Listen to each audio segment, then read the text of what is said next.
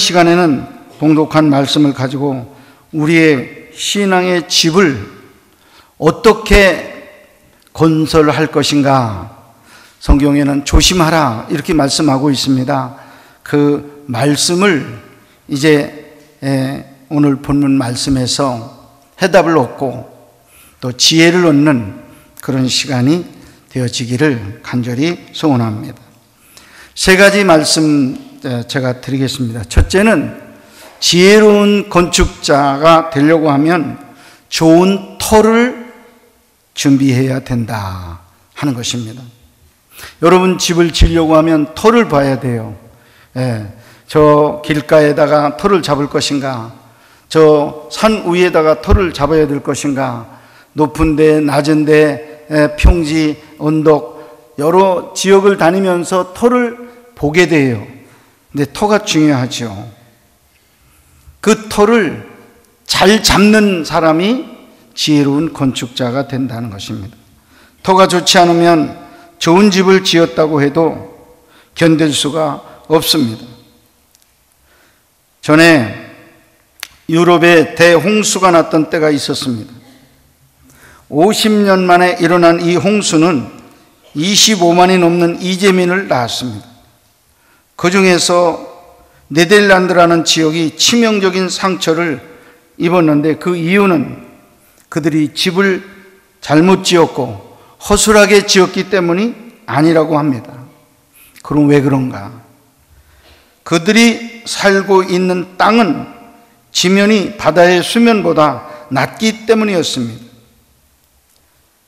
좋지 않으면, 터가 좋지 않으면 아무리 잘 지어도 치명적인 상처를 입게 된다 하는 것에 교훈을 주고 있는 것입니다. 여러분 세계 여행을 하다가 네덜란드라고 하는 지역을 보셨을 겁니다. 이 지역은 바닷물 표면 높이보다 이 자기 땅 높이가 더 낮아요. 그래서 뚝을 쌓고 이제 도시를 건설을 하게 된 것입니다. 그러니까 적당하게 오는 비는 빠져나갈 길을 다 그래도 만들어 놓았겠죠. 그런데 대홍수를 겪을 때는 감당할 수가 없었던 거예요.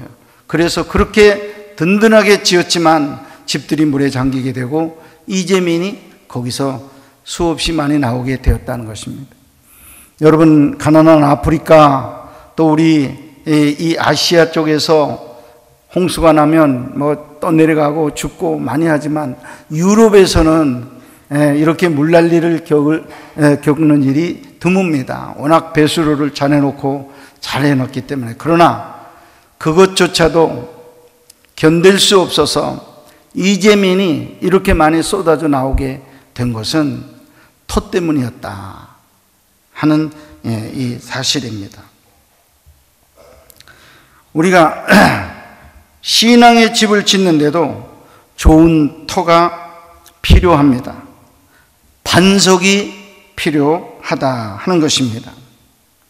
우리의 믿음의 집, 이 집은 꼭 반석 위에 세울 때 영원히 흔들리지 않는, 그리고 굳건한 집이 되는데, 어떤 사람들은 돈 위에다가 이 신앙의 집 짓습니다. 어떤 사람은 사업 위에다가 집을 짓고, 권력 위에다가 집을 짓고, 건강 위에다가 집을 짓고, 취미 위에 집을 짓는 그런 사람들이 있습니다. 그리고 어떤 사람들은 핏줄 위에 이 교회를 세우는 그런 사람들도 있습니다. 그런데 이 터는 여러분 네덜란드 터처럼 완전하지를 않아서 언젠가 비가 오고 홍수가 나면 무너질 수밖에 없다는 것이에요. 제가 미국에서 10년 목회를 하는 동안에 저희 교회 가까이에 어떤 목사님이 저랑 비슷하게 이민을 와가지고 교회를 개척하게 됐습니다. 그런데 그 개척하는 소문을 듣고 제가 가보니까 얼마나 행복하게 시작을 했는지 몰라요. 그 일은 자기 아버지 어머니가 미리 이민을 온 사람이에요. 그 아들 초청을 해서 늦게 아들이 이제 왔는데, 미리 온 아버지, 어머니, 고모, 형제들, 조카들이 10명 되는 거예요. 근데 그 사람들만 있나 그랬더니 또 한편으로 보니까 목사님의 장인, 장모도 미리 온 가정이에요. 그래서 같은 지역에 살고 있어요. 그 가정이 딴 교회를 다니다가 그 장인, 장모를 비롯해서 또 그 집 식구 한 10명이 또 기왕이면 우리 사위, 우리 아들 개청하는 데 가서 자리라도 채워주자. 그래가지고 몰려온 교회 한 30명이 시작을 하더라고요. 그래서 우리 2-3명 데리고 개청 예배 드린 사람들하고 비교해 보니까 너무 행복해요. 야, 이 핏줄 대단하다. 야, 미국에서도 이 핏줄 위에 이 교회가 이제 세워지는데 잘 되겠다. 정말 앞으로 큰 교회 되겠다. 왜 마음이 맞을 거고 뭐 핏줄이 뭐 나뉘어집니까? 그러니까 얼마나 잘 되겠어요. 그래가지고 기대를 하고 쳐다봤어요. 한 2년 지나는 동안에 보니까요, 2조각이 나다가 못해서 3조각이 나가지고 다 흩어지더라고. 이름도 한마음교회인데 새마음교회가 되어 말았습니다. 왜 그런가 했더니요, 신앙이 차이가 나니까 아무리 사돈지간이라도 못 맞추니까 우리가 떠나가자. 그래서 떠나가고 이래서 떠나가고 서로 마음이 안 맞아서 떠나가니까요, 교회가 안 되더라고. 될 줄로 알았던 교회인데 안 돼. 그래서 저는 그때 경험했어요. 교회는 어디 위에? 반석 위에 세워야 되는데 그 반석은 예수 그리스도입니다. 예수 그리스도 위에 세울 때만 영원한 교회가 되는 줄로 믿습니다. 우리의 신앙은 예수 그리스도의 진리와 그의 인격의 토대 위에 세워져야 되는 것입니다. 신앙이 진리 위에 세워지지 아니하면 제대로 설 수도 없으며 재구실을 할 수가 없습니다. 사도 바울이 고린도 성도들에게 본문의 말씀을 전할 때 그 교회는 시기와 분장으로 4분 오열되어 있었습니다. 아볼로파라는 파가 있었고, 게바파라고 하는 파가 있었고, 바울파라고 하는 파가 있었고, 예수파까지 생겨서 저들이 4파로 뭉쳐져 있는 이런 교회였습니다. 이렇게 각자 토를 가지고 있으니 교회가 시끄러울 수밖에 없었습니다. 우리의 신앙은 오직 예수 그리스도만이 기초가 되고 모퉁이 돌이 되어져야 될 줄로 믿습니다. 이것이 바른 신앙이고, 이런 신앙 위에 세워진 교회만이 바른 교회가 될 수 있습니다. 그러면 왜 오직 예수 그리스도인가 하는 문제입니다. 여러 가지 신학론을 이야기할 때 종류가 많겠지만은 대표적으로 2 조건만 제가 말씀을 드리겠습니다. 첫째는 오직 예수만이 우리의 죄를 사하시고 천국으로 인도해 주시기 때문에 그렇습니다. 오직 예수만이 우리의 죄를 사해 주셔요. 구원이라고 하는 것은 누가 받는 것이냐? 죄를 씻김 받은 의인들이 받는 거예요. 천국에는 누가 가느냐? 죄 씻김을 받은 의인들이 천국에 가는 거예요. 근데 우리의 죄를 씻어주시는 분이 누구였냐? 여러 종교의 창시자들 아닙니다. 오직 예수 그리스도예요. 왜 예수 그리스도만이냐? 죄의 싹은 사망이라고 그랬는데 우리 죄를 대신해서 누가 대신 사망을 당하시고 그 위에 저주까지 당하시면서 우리의 죄를 씻어주시고 우리에게 임하는 저주를 벗겨주신 분이 예수 그리스도밖에 없는 줄 믿습니다. 어떤 종교의 창시자가 나를 위해서 죽었습니까? 나의 죄를 씻겨주기 위해서 죽었습니까? 제물이 되어 죽었습니까? 없습니다. 예수 그리스도만이 내 죄를 위해서 돌아가시고 저주를 받으신 구주이십니다. 그래서 우리는 죄를 벗어버릴 수가 있었고 우리는 이제 더 이상 저주를 받지 않고 구원받는 백성이 되어진 줄로 믿습니다. 그래서 우리는 예수님이에요. 예수밖에 없어요. 오직 예수님, 그분 터 위에 우리는 교회라고 하는 집을 지어 가야 될 것입니다. 두 번째 중요한 이유는 현재 이 어려운 상황에서 힘이 되시는 분이 예수님이시기 때문에 그렇습니다. 예수 그리스도만이 우리로 하여금 세상과 싸워서 이길 수 있는 힘을 제공해 주기 때문입니다. 또 참된 위로와 평안을 주시는 것입니다. 복음 성가 중에 나의 인생길에서 지치고 고나여 매일처럼 주저앉고 싶을 때, 지치고 고나여 다시 일어나고 싶지 않을 때 잔잔한 미소로 다가오셔서 일어나 걸으라고 손을 잡아주시는 분, 이분이 우리 주 예수님밖에 없습니다. 믿으시면 아멘 하세요. 우리 주님이 우리가 힘이 빠져있는 그 가운데 우리에게 조용히 오셔서 손 붙잡아 주시며 일어나라, 아무개야 힘을 내라, 우리에게 항상 힘을 주시고 우리의 손을 붙잡아 일으켜 주시는 분 예수님이십니다. 할렐루야. 세상의 것들은 잠시의 힘이 되고 위로가 될 수 있을런지 모르지만은 영원한 힘이 되시는 분은 우리 주 예수님 한 분뿐이십니다. 그래서 시인은 이런 고백을 했습니다. 시편 18편 1절에 나의 힘이 되신 여호와여 내가 주를 사랑하나이다 말씀했습니다. 사랑하는 성도 여러분, 힘이 없이 이 예배당까지 터덕터덕 나오신 분 없으십니까?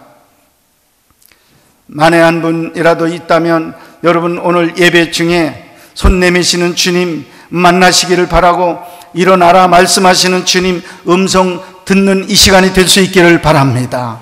아무개야 힘을 내라, 내가 너와 함께 하겠다 하시는 이 음성을 듣기 위해서 우리는 주일날마다 모든 만사를 제쳐놓고 하나님 성전에 나와 이렇게 엎드려 예배하면서 다시금 회복하고 다시금 하나님 앞에 더 가까이 나가는 이런 성도들 되어지는 줄로 믿습니다.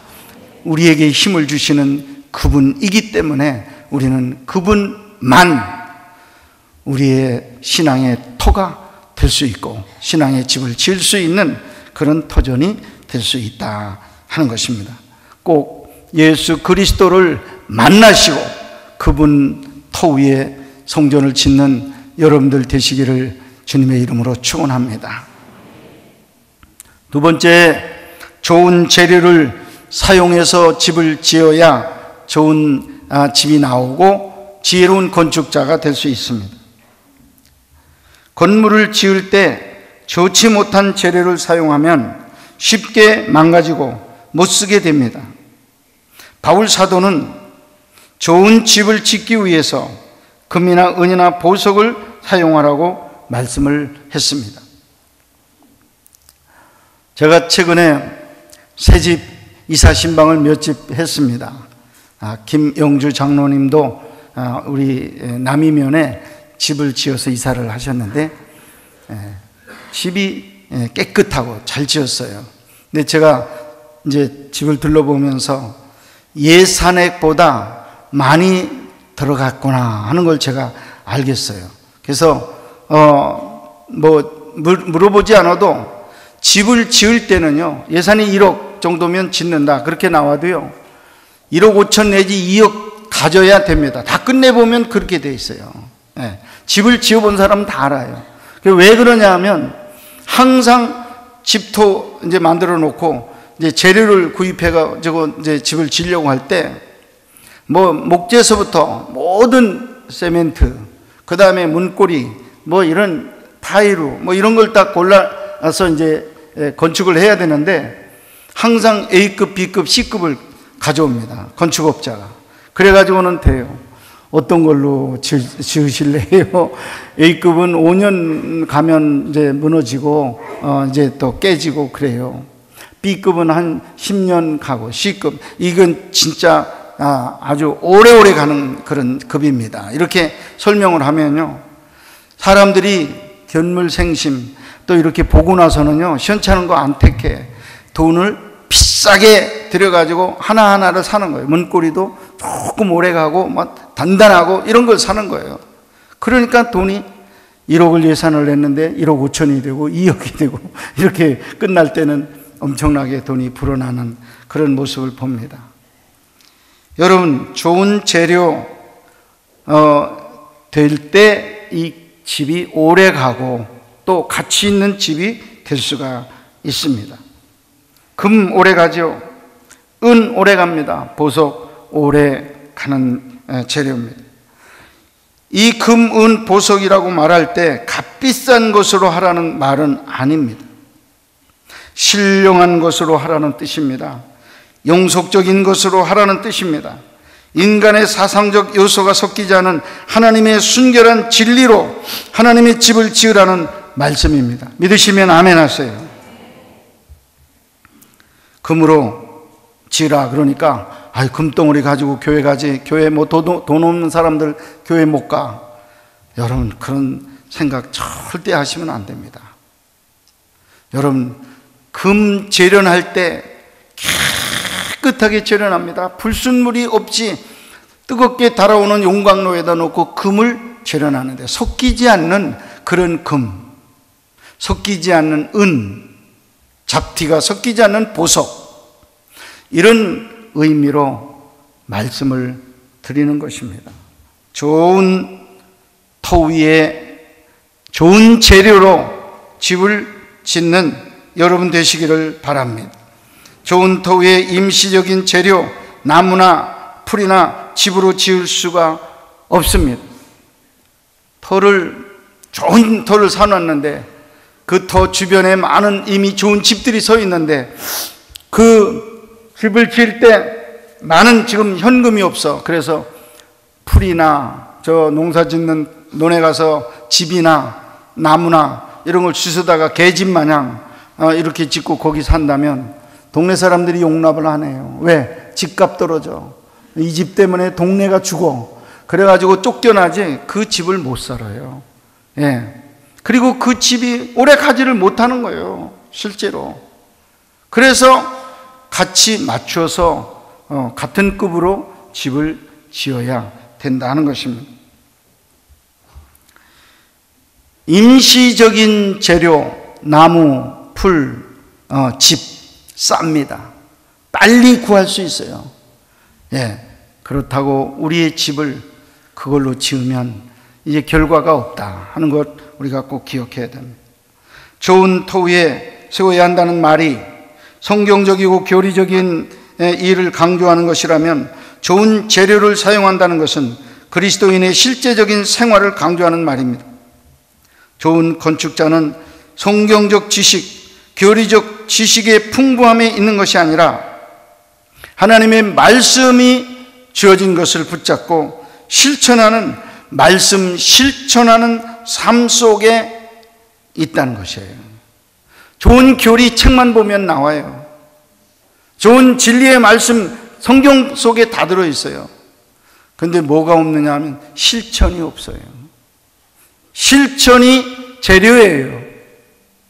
말씀을 내가 받고 실천하면 금으로 짓는 거고, 실천하면 은으로 짓는 거고, 실천하면 보석으로 집을 짓는 건데 다 그냥 적당하게 설교는 들었지만은 집으로 얼른 때우고 나무로 때우고 풀로 엉성하게 때우고 늘 지나가요. 그러기 때문에 지혜로운 건축자가 되지 못한다 하는 것입니다. 말씀을 생활화하고 실천할 때 여러분 쉽지 않아요. 얼마나 어려운지 몰라요. 예. 말씀을 따라서 살려고 할 때 죽어라 말씀하시는 이 말씀 얼마나 어렵습니까? 자존심은 아니다. 내가 그냥 안 둔다. 내가 가만히 안 둬. 내가 그냥 안 둬. 이렇게 지금 날마다 살아나는데 죽어라 하는 말씀을 이루려면 그게 쉬운 일이 아니에요. 말씀 실천이. 내 마음은 자꾸 교만해져 가는데 하나님께서는 겸손해야 은혜의 앞잡이가 된다, 겸손해라 말씀하시는데 이 말씀을 실천하려고 하면 얼마나 힘들은지 몰라. 왜 내가 다 있는데 왜 내가 겸손해야 되고, 내가 지식 다 있는데 내가 왜 꿀려야 되고, 내가 왜 말 못해야 되고, 내가 왜 여러분 힘들어요. 말씀을 실천한다고 하는 일이 얼마나 힘들은지 몰라요. 여러분 사랑하라, 원수까지 사랑하라 했지만은 여러분 이것처럼 어려운 말씀이 어디 있습니까? 쉽습니까? 말씀 실천이 그렇게 쉽습니까? 정말 어려워요. 원수는 원수인데 어떻게 사랑하라는 말인가?